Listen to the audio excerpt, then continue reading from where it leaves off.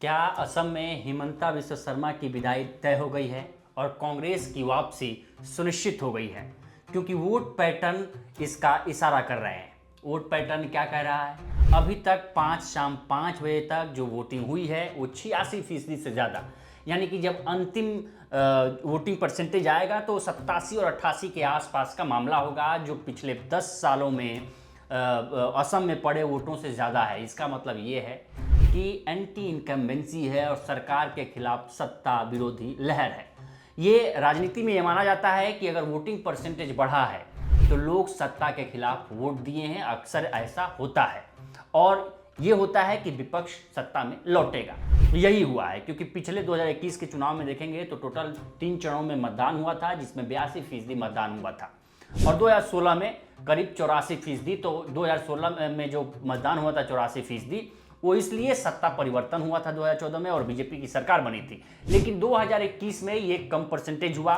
कम percentage का मतलब कि लोग सत्ता से संतुष्ट हैं, सरकार से संतुष्ट हैं, इसलिए कम वोटिंग हुई है। तो 2021 में कम वोटिंग हुई थी, लेकिन एक बार फिर से 5 साल बाद 2026 में आज 9 अप्रैल को जब वोट डाले गए तो 86% से ज़्यादा मतदान हुआ है, यानी कि हेमंता की सरकार जाने वाली है और कांग्रेस की वापसी होगी, यानी गौरव गोगोई के सिर पर ताज होगा।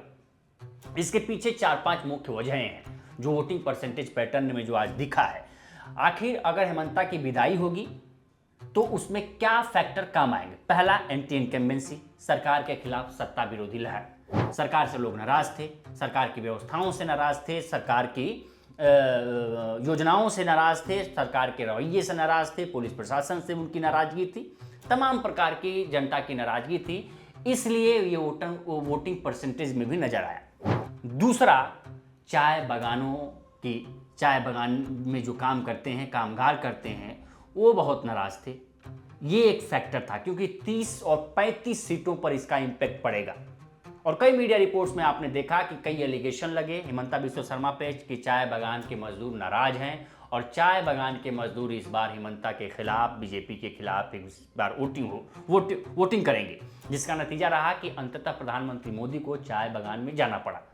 उनकी इतनी बड़ी नाराजगी थी कि प्रधानमंत्री को खुद उनके साथ जाना पड़ा, उनके साथ डांस करना पड़ा और बताना पड़ा कि वो चाय बागानों के साथ है, चाय बागान मजदूरों के साथ है। लेकिन वोट पैटर्न बता रहा है कि चाय मजदूर बीजेपी के खिलाफ, हिमंता के खिलाफ वोट डाले हैं, ताकि ये परसेंटेज, इसी वजह से ये परसेंटेज आपको बढ़ के दिख रहा है। जो तीसरा सबसे बड़ा फैक्टर है हेमंत बिस्वा शर्मा का व्यवहार।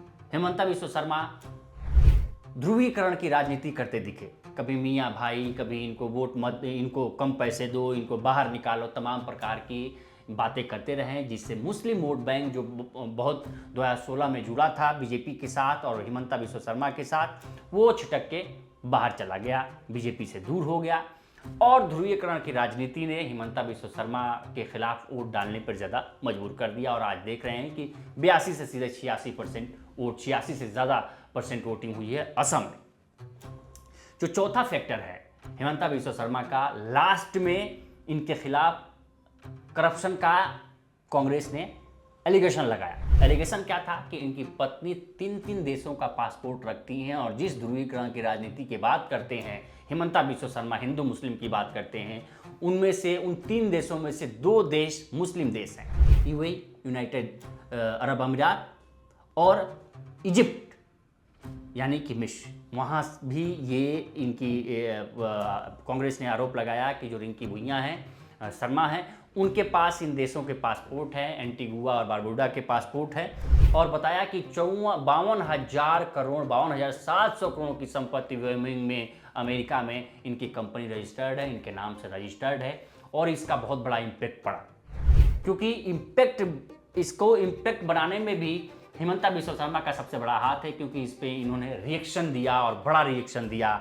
असम की पुलिस दिल्ली पहुंच गई, पवन खेड़ा के घर, जो कांग्रेस के प्रवक्ता हैं, उनके घर पुलिस पहुंच गई। ये मीडिया में बहुत बड़ा एक ट्रायल भी हो गया और उनको ये इस बात को ज़्यादा लोगों तक पहुंचाने में भी हिमंता बिस्वा शर्मा का ही खुद हाथ रहा, क्योंकि अगर ये इतना बड़ा रिटेलिएशन कर दिए जिसकी वजह से ये बहुत लाइमलाइट में आ गया, और ये कांग्रेस इसको भुनाने में बहुत कारगर हुई कि हिमंता बिस्वा शर्मा असम की जनता को लूटकर अपनी झोली भर रहे हैं, अपनी पत्नी को की झोली भर रहे हैं। इनकी पत्नी 3 देशों के विदेशी पासपोर्ट रखती हैं, ये विदेशी नागरिक हैं और इनका व्यू में जो अमेरिका में जो कंपनी है 52,700 करोड़ की कंपनी है, जो जिसमें ये खुद डायरेक्टर है।